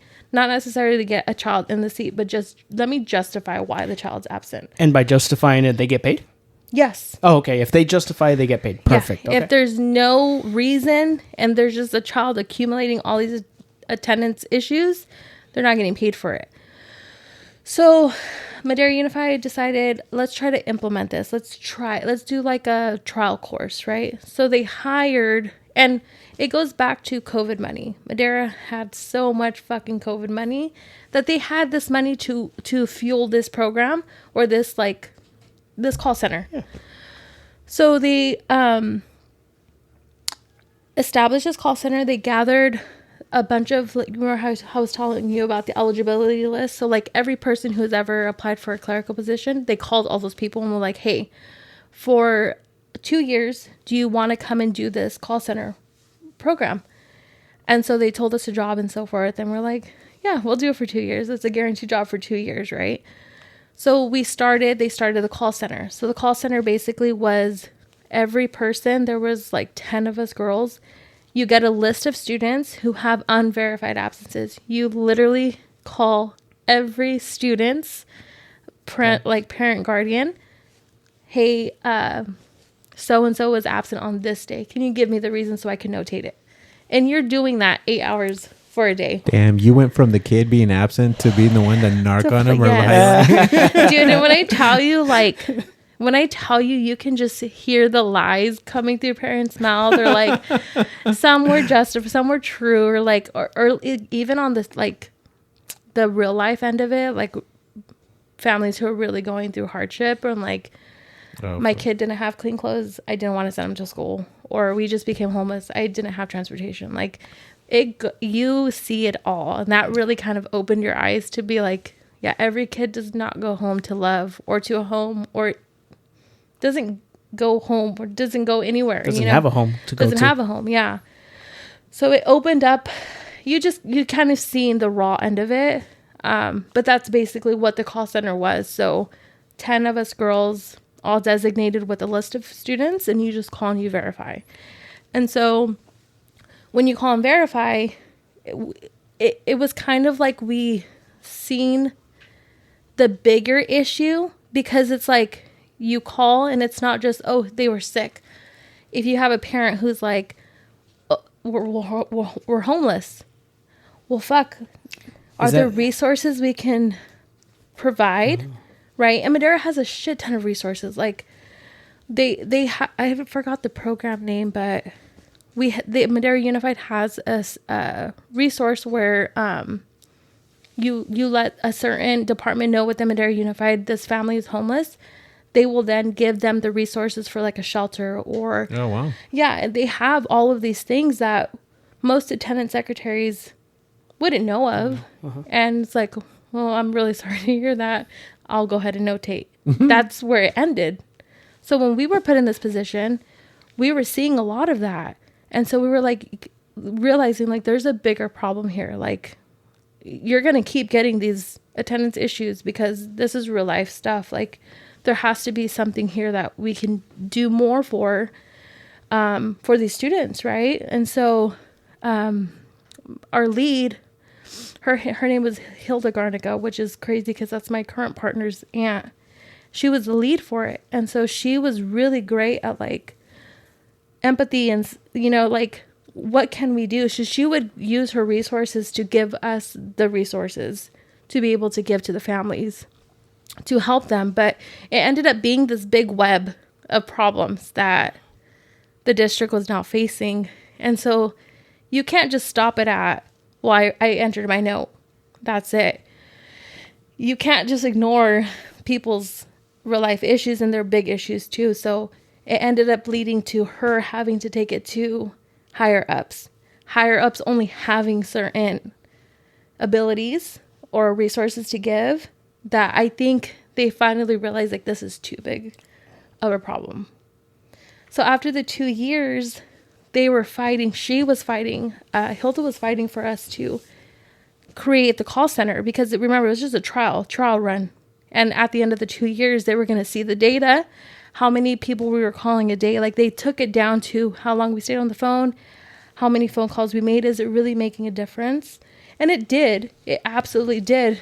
But I think it got to the point where they were starting to see the level of systematic problems and like just the reality of life of many students, that they thought like, maybe we're not ready for this. And so after the 2 years, they ended up deciding they were going to discontinue the call center. So they'd rather just sweep it under the rug. Hey, we didn't get any data. I hate to say sweep it under the rug, because there was a lot of people who cared. No, right. There was absolutely a lot of people who fought for it, her being one of them. And she had a team of people behind her who were pushing for it too, because it wasn't just students, it was also our jobs, you know, right. Like we finally had a job where we were secured in, and the district had a shit ton of money that they could have continued with it. But because of the magnitude, they just decided, no, we're not going to do it. So at the end of the 2 years, that's when they gave us all our, what they actually ended up doing was they told us like, hey, in June, that's going to be the last day of your guys' job, but we are creating all of these other positions because of the money they had in different departments. So like the DO, student services, secretarial positions, they were going to open up all these jobs. You guys will be the first ones to interview. It's not guaranteed, but you guys will be the first to interview, right? So I did not want to go without a job. I was like, I need to play it safe and just start looking for a job in the event that I don't get it, right? So I just ended up looking for jobs, and I found property management. And I thought like, so let me backtrack on that a little. So the situation with my kid's dad, I was already mentally checked out. I knew like I did not want to be in this no more. Like I already knew I wanted to leave. So looking at property management, the first property management company that I found was Buckingham Property Management. And they offered a free unit with my position. So I remember thinking like, dude, like if God is giving me the sign, it's this one to like get myself out of this situation that I'm currently Oh in. shit! I didn't put one and one together. Yeah. Okay. So when you talk about property management and Buckingham Buckingham, yeah. property, what is it? So it's So Buckingham is the property management where most property managements are given the responsibility to run a property. So you own this apartment complex. I am the property manager or property management company that will now oversee your property. So I will hire a manager, I'll hire a maintenance crew. They will take care of your property. Don't worry about it. We'll send you all the data. We'll send you updates. All we need is your money, basically. But we will run the property for you. So like a rental, like if you're renting a house, usually you go through a rental company. The rental company is taking care of maintenance or taking care of the back end of all the paperwork. It's the same thing with property management. They're just taking care of the paper trail of your property. so you saw this, it caught your eye. Caught free my eye. unit. Yeah, because I was like, all clerical shit and could do a piece of cake with a little bit more responsibility, but a free unit. Well, what are the responsibilities if you don't want me? Like, are you talking So- about like physical labor? No, okay, so I would say like 80% of the job is clerical work. Like you're in an office 8 hours of the day, but it consists of you're running ledgers, processing payments, processing maintenance work orders. You oversee your maintenance technician. So the properties I had only had one maintenance tech per property. So you are responsible to oversee this specific person, meaning you obviously see their day-to-day activities, make sure they're doing the job, make sure they're getting the work requests done.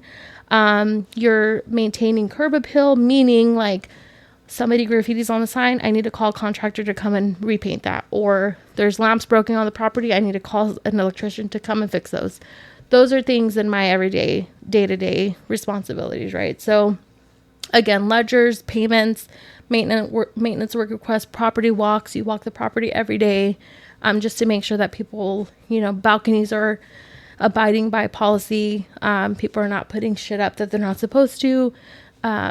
Changing the, what would they call it? Like you couldn't change the appearance like of a building. You couldn't put a flag up, or you couldn't drill a camera into your front door, or shit like that. You just maintain the property, make sure everybody is abiding by their lease, basically. So I did that, and it was fucking cake. And I worked at where did I used to crossings at Madera?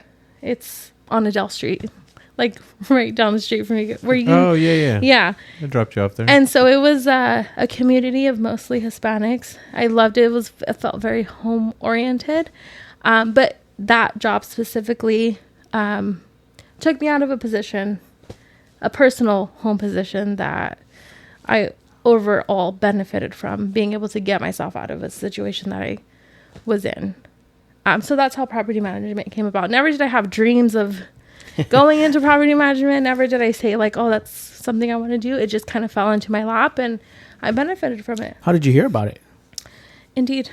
Again, Indeed coming in clutch. I know, dude. Yeah. That's my go-to too. Indeed. Dude. Yeah. Yeah, they have a shit ton of stuff. So what? I mean, overall though, do you recommend for somebody getting into? So there's different types of property management. So you can work for fair market, which is you that are not considered low income. So there's low income and fair market. Fair market, you pay fucking $1,700 for a 2-bedroom. It's crazy. It's expensive. Then you have low income, where you meet a certain amount annually and you qualify under that income for a decreased rent price. So again, going back to rewarding work, property management was very rewarding in the sense of I worked for low income housing. So you've seen again a lot of like families put in situations and you just want to fucking help, because it's like, just being an everyday person, how expensive it is to just live. And then let alone the most important factor, your fucking housing. Yeah. And you have families that are like 6 kids deep and it's just like, I just need an application. I just want an application. Any fucking property management manager that that says that they stick by the book of like rules and regulations of how to process application, fucking liar. Because you empathize with people. Like I will tell you right now, like I've moved applications up in a process to get somebody qualified that I know really needed it versus this mom who already has housing just wants a decreased price. But it's like, I have a family of 5 who's homeless. I'm going to push that application, you know, and being able, like, I'm pretty sure if somebody fucking management was to hear this, they'd be like, Vanessa, you're not doing your job the right way. It's like, I honestly, I would be okay with being reprimanded for that, because it's like, these are real people who have real life issues, and like, housing is such an important factor in life in general, that I don't have an issue risking it, I guess you can say. And there's so much freedom in property management, dude. Like, I'm literally my own. Dude, you have nobody to manage you. boss. Dude, you are your own boss. Nobody. And so it's like, yeah, I'm going to fucking push the application for this family of 5 who has nowhere to go, or this mom who's about to have a baby who has nowhere to go. Like, yeah, I'm going to do that. Dude, I think I'm gonna switch careers, dude. Property management. I mean, dude, I could definitely use a 2-bedroom apartment for my own. Yeah, right. If that's already included into the. It is, dude. And like, PG&E was included. What? Oh man. Yeah. Like, I'm telling you, you live for free. You live for free. Dude, just lunch breaks, just go to my little apartment.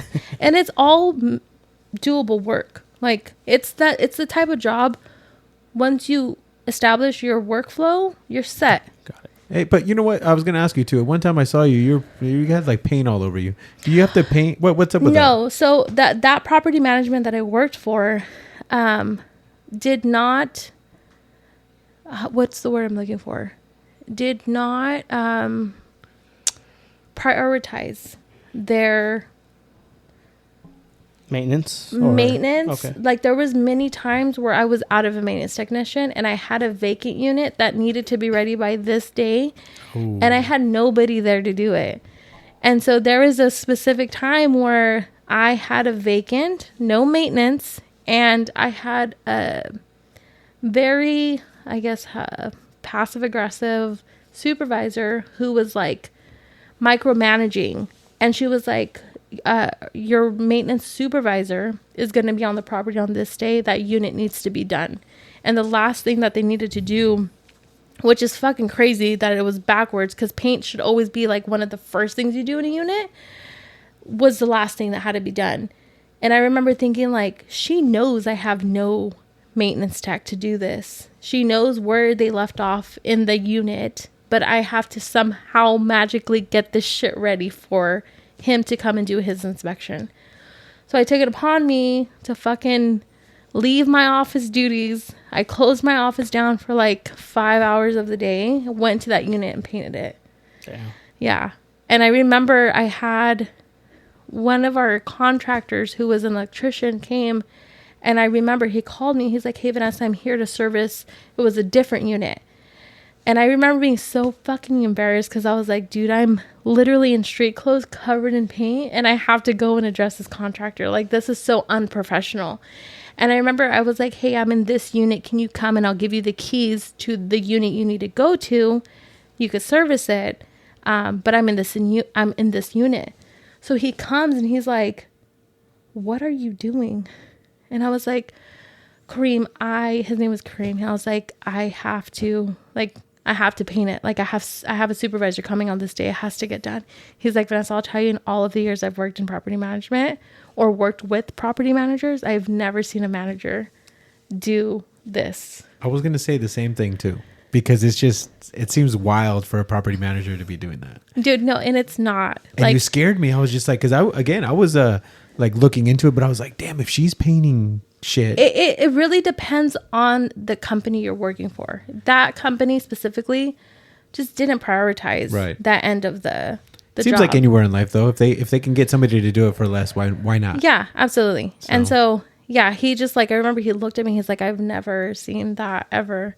And he's like, and it shows that you care. I was just gonna say that says a lot about you, Vanessa, because you could have just been like, "Oh well, it's not gonna get done." And that's another thing though. It takes a lot for somebody to just like, yeah, that's on you guys. You know what I mean? I clock out at 5. It's like this apartment is your guys' problem because at the end of the day, I know that you're the one in charge, or whatever. But hey, somebody has to oversee you, Yeah. and it's their problem because you didn't have. Yeah, and I think a big part of it too is I know that the application for that unit had already been approved.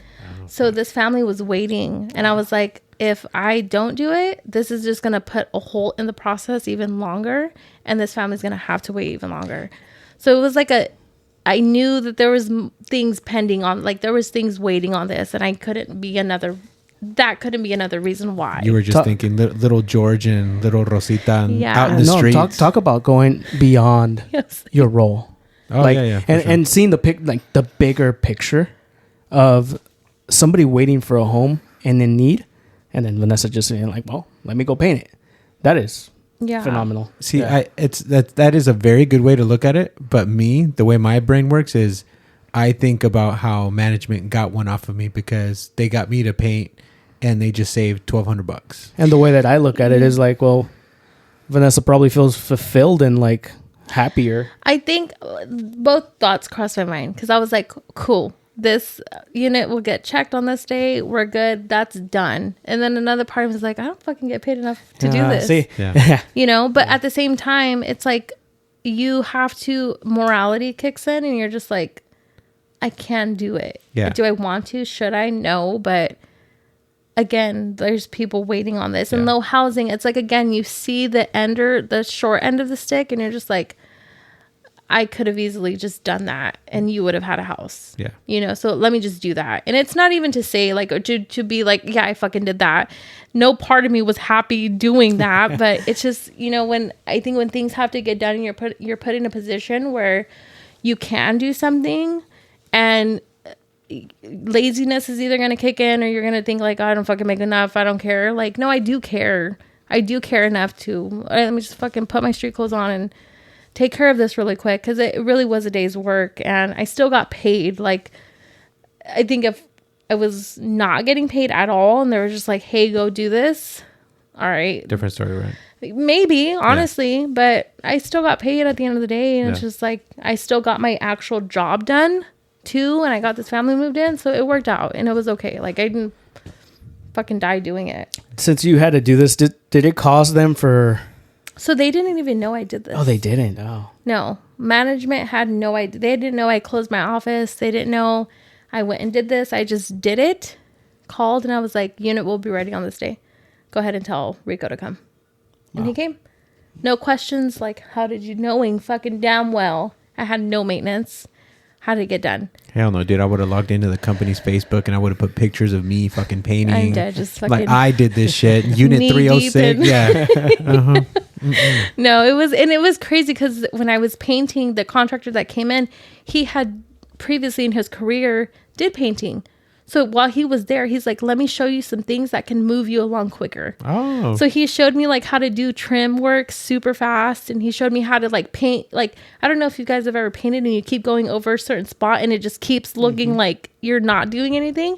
He was showing me like, no, do it a certain way and you'll stop having to go over this spot and wasting so much time on this fucking door. Damn. So he was so nice to like teach me that stuff. And that was very nice of Kareem. Shout out Kareem. Yeah, it was super nice of him. So regardless, I feel like it was a humbling and learning experience, all while still being able to do what I had to do. Yeah. So this got you out of that position that you were in, got you into a new field. Yeah. Then you did you switch property management? So yeah, so the Buckingham was the first property management I worked for. Then again, like I told you, like I had supervisors that were micromanaging. It became a point to where like I was having to pull out of my everyday job to continue to do other things that were not in my job description, that I started falling behind with my actual work, right? And so I remember like expressing to my supervisor like, hey, can you send help? And I think I requested help like 2 different times. That became a problem to her because she's like, you're having me pull managers from different properties to help you. And I'm just like, no, but you're not helping me though. Like, you're not setting me up to run this property the way it should be because you're not giving me the resources or the employees to do it. So I'm having to pull out of my job to go do like our laundry room, dude. Usually that's a maintenance technician to clean every day. Our residents at that property were so terrible.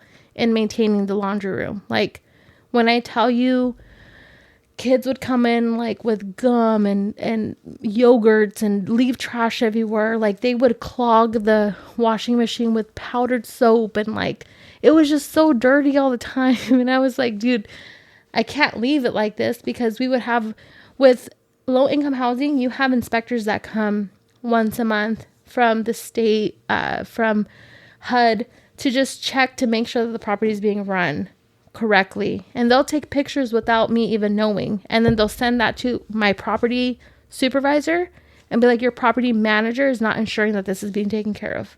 Whoa. So it's like people, even though there's a lot of freedom, there's still people who come to the property that I don't even know about that come to the property. Damn. So I was like, I cannot have the fucking laundry room looking like this. And then I'm going to get a report in a month saying that with photos. Yeah.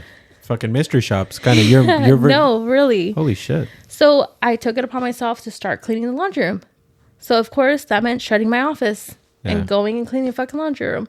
And so I would do that. And so it would require, obviously, there would be a trail of work that still had to get done, that I was like, I can keep telling you all day, I don't have the resources to help clean the laundry room. I'm having to do it. So this is the reason why. To them, it's like, don't give me an excuse, just get it done. Yeah. You know? So it was met with that ultimatum again of like, I'm asking for help, you're not providing it. It became this like swindle of just fucking like trying to crawl out of this hole. And eventually I was like, this is not the company I need to be working for. Yeah. You know? It's funny that you say that though, because when you ask for help, a really good company would be like, oh yeah, hey, no problem. We got you. But it's those bad companies that you work for that you start realizing, like, I'm not going to ask for help. I'm just going to do it on my own, because at the end of the day, that's what they're going to ask of you anyway. It was like, hey, why, how come you're not able to do it? What's going on? And I'm replaceable. Like, that's one thing I came to realize is like, we are all replaceable. Mm-hmm. We're at the end of the day, we're just a number. And I say that a lot, but not only that, we're just a number to them, as in like, they can probably find somebody else for $2 cheaper if they just go online and get somebody, you know, teach them 3 months and they'll be just like if I, you know? And that's the thing is like a property management. I like I said, I had clerical experience. I didn't have experience in ledgers, and I didn't have experience in running a property. I didn't have experience of contracting people. So like those aspects of the job, you are thrown into it. Like you are like, I remember like there was like emails I would receive like, have you contacted this contractor? And I'm like, wait, you fucking how to do that? You know, like, or have you ran this ledger? And I'm like, how do you run a ledger? Okay, what's a ledger? If you don't So it's a report of all of the income coming into the property. So the owner will send a budget of like $15,000 for that month. It'll show you every category in which, like for appliances, I have 5G to spend on appliances. For carpet work, I have 10 grand to spend on carpet work for this month. So it's a breakdown of the money that you have to utilize for the property for that specific month. Oh, okay. Also, a ledger could be the renters. So like every resident has a ledger. So like every time you submit a payment for your rent that month, it goes on your ledger. So I can see every time you've defaulted, every time you've been late, every time NSF has been sent back, every time you didn't pay rent. I see that on your ledger. So every resident has a ledger too. Oh. So like I was responsible for processing rent every month for every resident. And that property had 72 units. Damn. So 72 ledgers that I was responsible to maintain to make sure a month. Oh, damn. And if somebody didn't pay, like that property was terrible when it came to like people not, like I had residents who were like 6 months non-payment. But because there was not a manager for those 6 months, no one took them to legal. So they've been living there for free.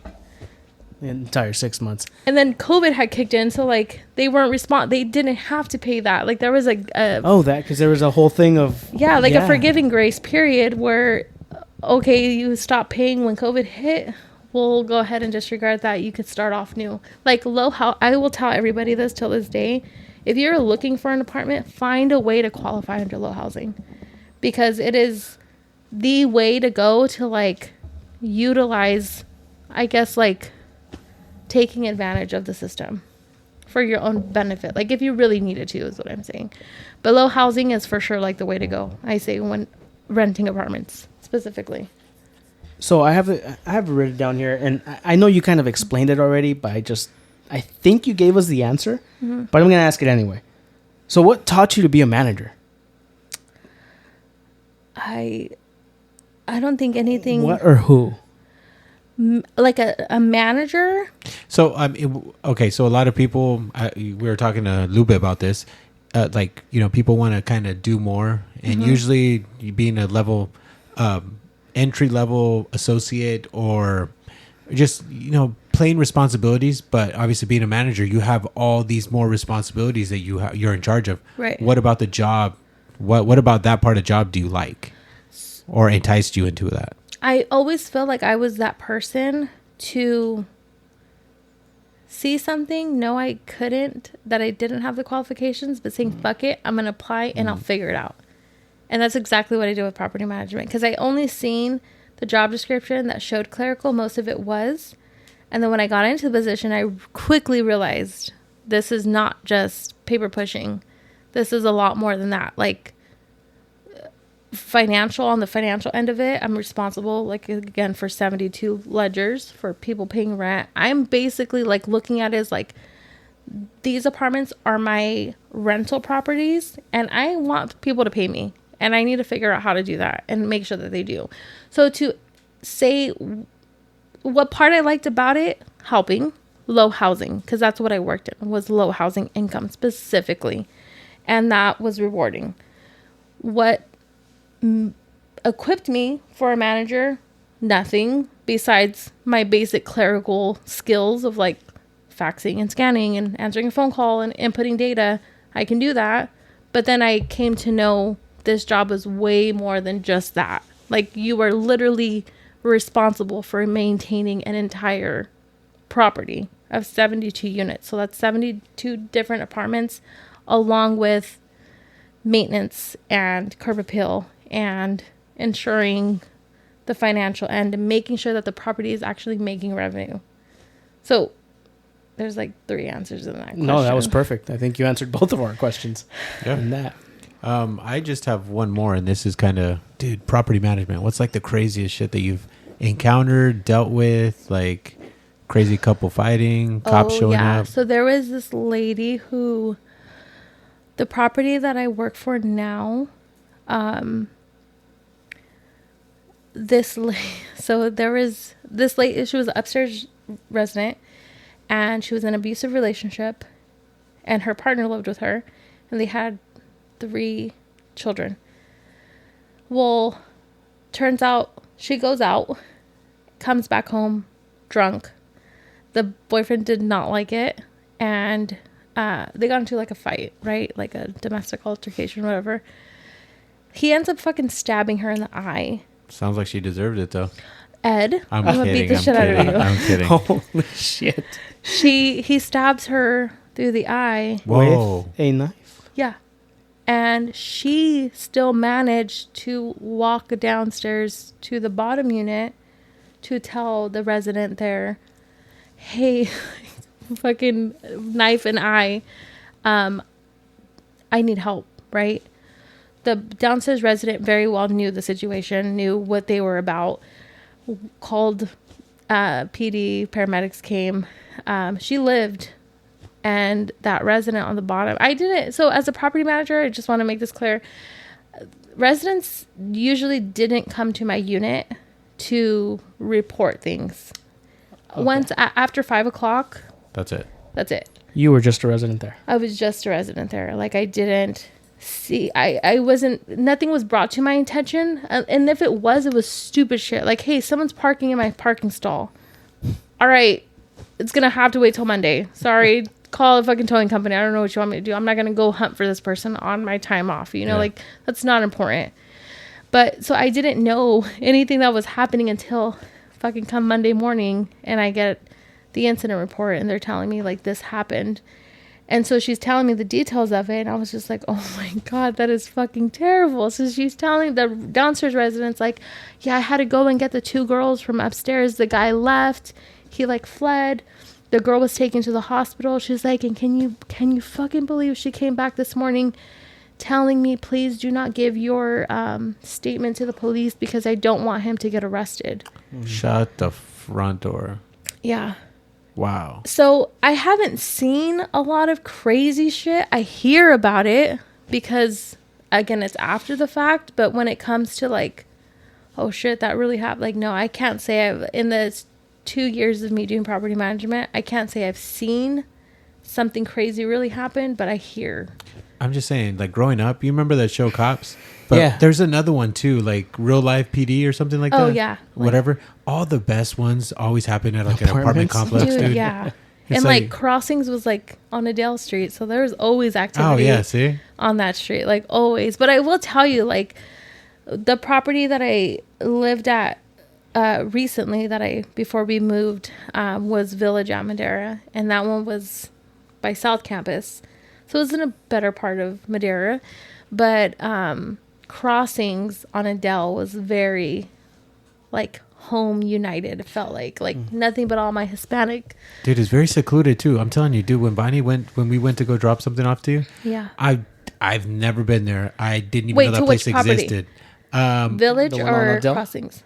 No, the one on Adele? next to the south Oh, the other Village. one. Oh, okay, village. Village. Yeah. Yeah. Yeah, that one. This one, yeah. I mean, I pass by it all the time. But yeah, the one on over there, the village one, I was just like, where is this? Dude, yeah, I didn't know about it either until I had when I applied to that property management, they were like, okay, this is the property you'll be working at. I was like, where the fuck is Village at Madera?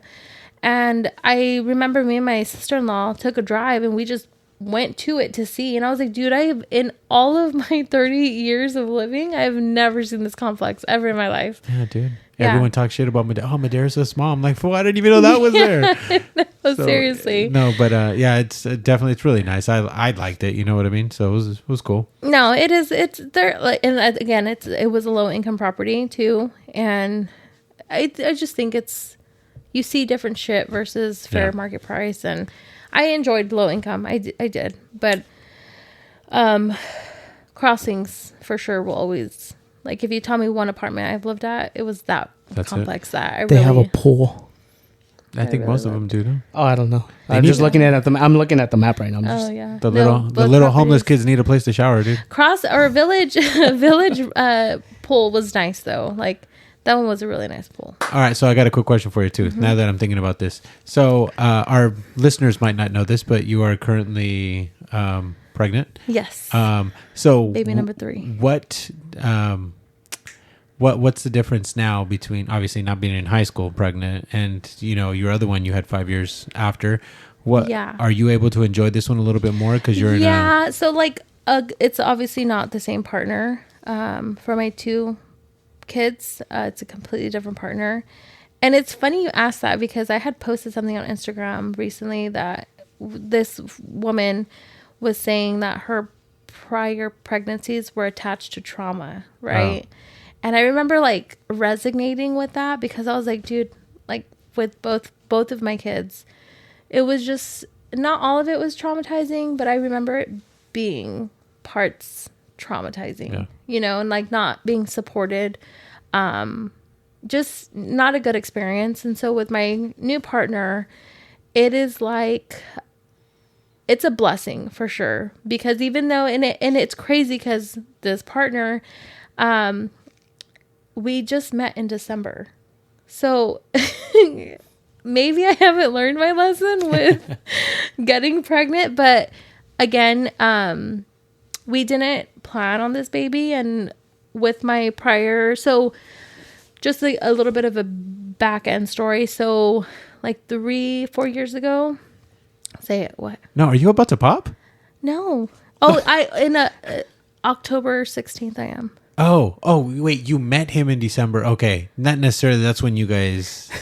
No. So okay. So we met in December because I bought a dog off of him. He sold, he had Dalmatians and I bought a dog off of him. That was really the only intent. And I had no knowledge of who he was and nothing about him other than a friend told me, she posted the dogs and I was like, who's selling the dogs? I want a puppy. I got his contact information, bought the dog. So then, we hung out. Well, it was weird because bought the dog and then he like maintained communication asking about the dog like a week Touche. a week or two after the purchase was made. And then I found it weird. Like most breeders or people don't follow up, you know, like it just was weird.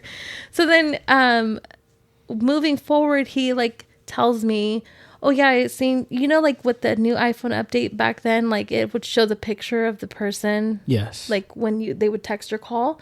So when I called him to tell him I was outside to pick up the dog, he was like, I seen your face and I thought like, oh, she's really pretty. Right. So he like ended up like doing his own investigation to see like if I was with somebody or if I wasn't.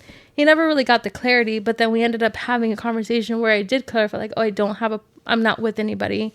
And so, right? So we ended up going out on a date, and then from then on for like a month, we just hung out, dated. Well, yeah, after that fucking month, I got pregnant. And so backtracking from that though, I was like 4 years ago, I had an ectopic pregnancy. So after did you guys know what an ectopic pregnancy No, is? please clarify. Yeah, thank you. So an ectopic pregnancy is a woman gets pregnant and usually like the egg will travel from the fallopian tubes down to the uterus, right? That doesn't always happen. So when the egg is fertilized, it can implant in the fallopian tube. No birth can survive in a fallopian tube. So either you catch it ahead of time and they're able to remove it, or it will burst and cause damage to your fallopian tube. And you sometimes will have to have it removed. Well, that happened. My left side bursted. And so I wasn't, they had to remove that side. So I only have one side. But doctors had always said, like, if you did decide to have a baby, you would have to use like IVF methods. The chance of you doing it traditionally would be really slim to none. So from that point on, I kind of always had this idea of like, I'm good. Like, you let it hit it raw. and I think, yeah, pretty much. So I didn't take caution to it because I just thought like, well, the doctor told me this, you know, like I believed it, and I didn't have a fallopian tube on that side, and I didn't really think like one would do the job. So I just went about my business, not really paying mind to it until after this happened. And I was like, remember telling myself, like, I started getting all these like weird symptoms, and I started to like, this feels really familiar.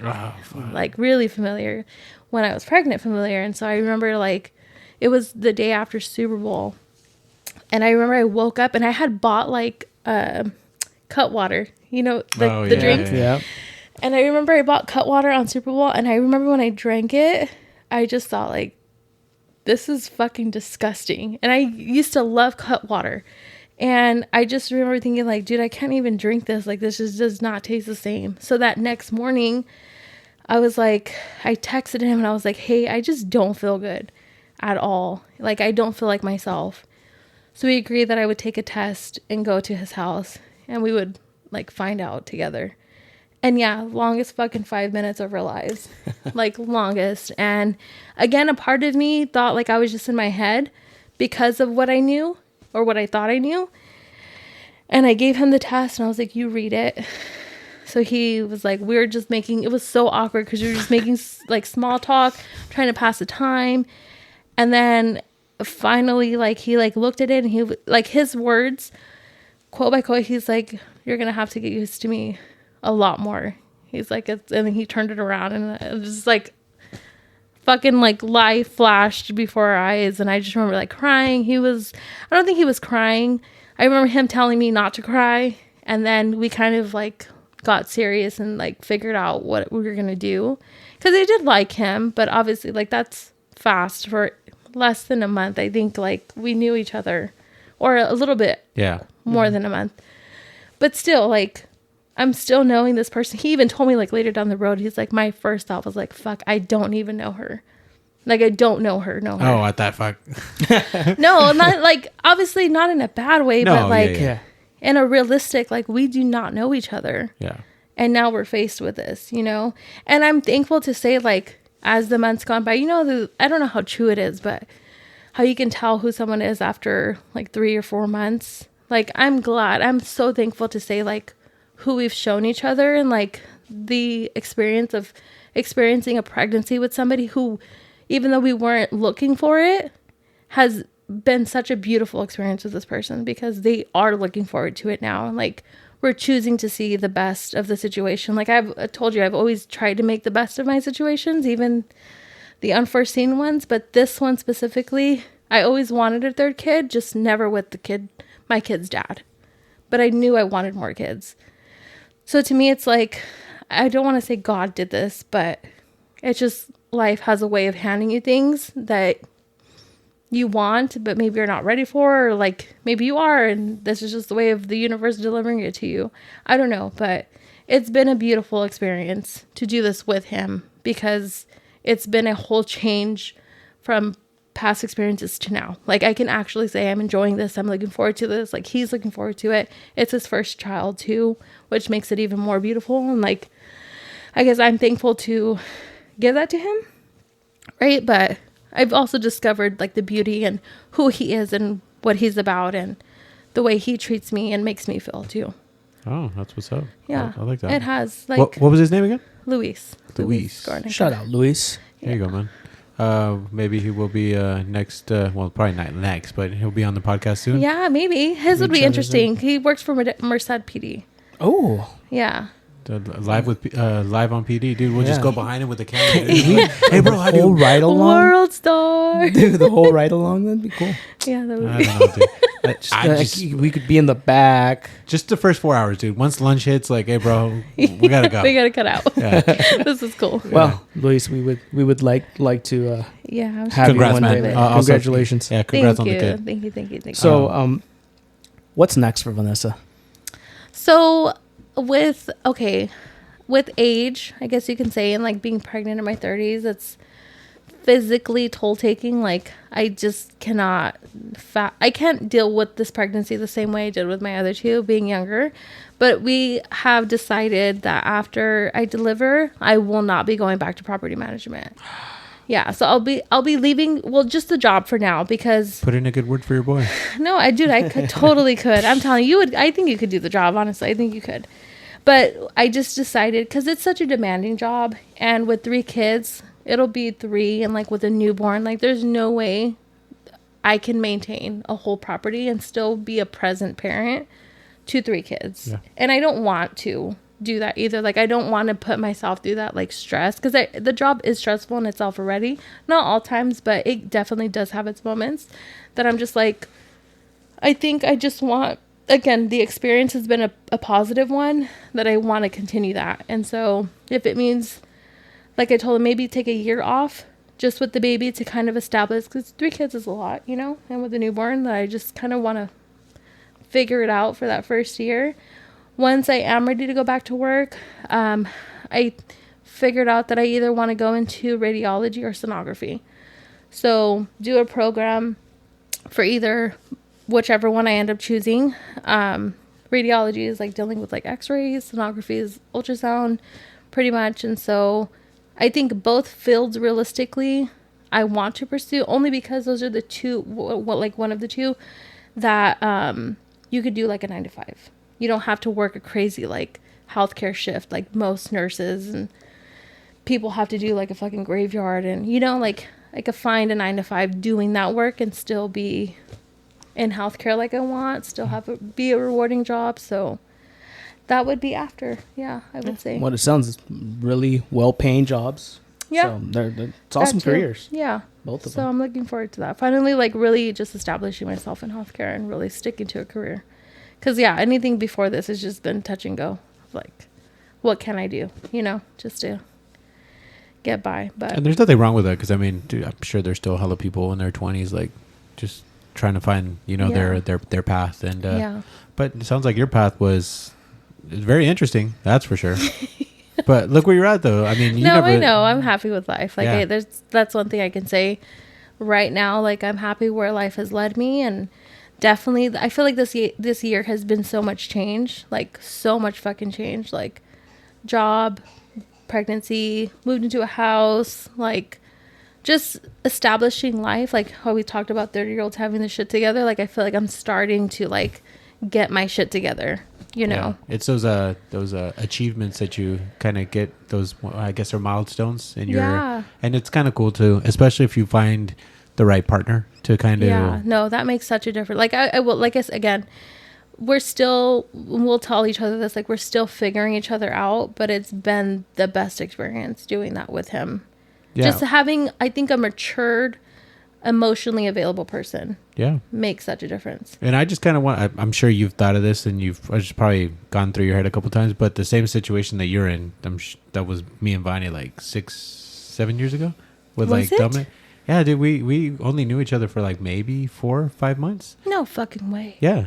So we met in December, and then like it was like going to be her birthday. I was going to throw her like a fat ass party for her birthday in April, and we couldn't because she couldn't drink because she was already. No, I didn't know that. Yeah. So it's just kind of how it happened. And it's been beautiful. Yeah. It's again, it's one of my. I don't know how I lived so long without her because she's like my best friend, you know. Yeah, no, so for sure. I would have never. I love it's a 4-year difference, you know. So I it's love just you like, guys so much. Yeah. Anyway, so I think. What else you got for us, Danny? Is there anything else you'd like to share? I don't know. Tell, people live life and there's no right way to live it. Just live it and enjoy it.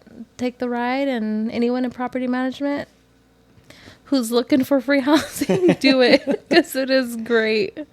It is great. But no, I have nothing else to say. Thank you guys for the time, though. This has been great. Thank you. We thank you so much for coming out here and sharing your story, sharing your journey. It was absolutely awesome to hear. Yeah, thank you. I appreciate it. Thank you, Vanessa. And again, congratulations to you and Luis. Grazie. And thank you again to Home Improvements 559. Again, reach out to him, mention our podcast, and DM him and get 20% off your first service. And again, thank you guys, and we'll see you soon.